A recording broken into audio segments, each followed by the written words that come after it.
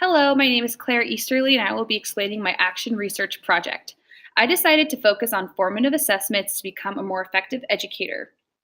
The purpose of the research was to collect and use quantitative and qualitative data to inform instruction. In the process, I will use multiple forms of assessment to fit the needs of all my students.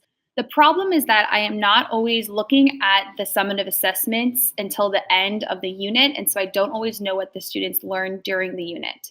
My research questions are: how can I implement quick formative assessments that provide instant feedback using technology tools? How do I know if the feedback is accurate of student knowledge?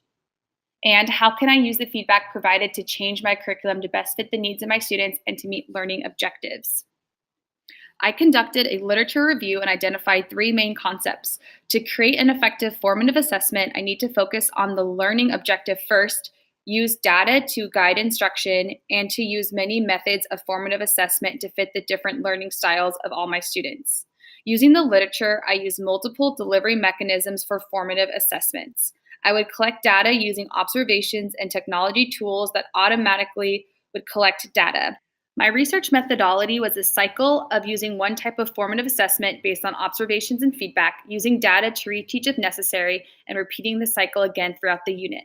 I collected three different forms of data and assessment. The first was a survey using Google Forms. Students reflected on their knowledge of the topic and identified their ability to answer content questions. They received immediate feedback.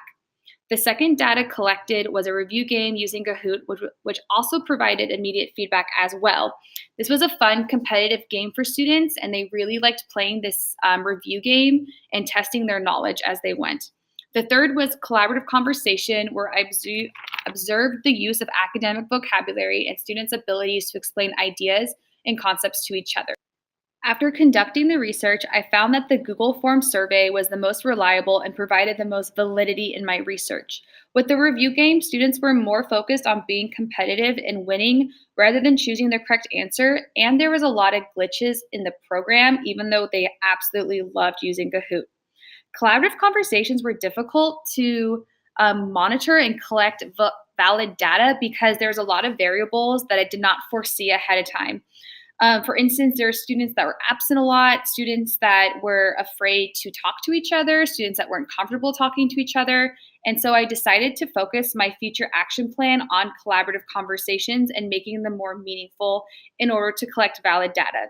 Driving forces include modeling what a successful conversation looks like and sounds like, getting additional aids in groups to help with students with IEPs, and to ensure that all students have materials needed. Restraining forces include English language learners, lack of staffing for aides, and students who refuse to speak in groups, and those that dominate conversations. I've identified ways to intervene and be proactive for the next collaborative conversation that will act as a formative assessment. Now that my action research plan is over, I'm reflecting on what I've learned. I've learned how to incorporate research, use observations, collect reliable data, and monitor student growth as learning and teaching occurs.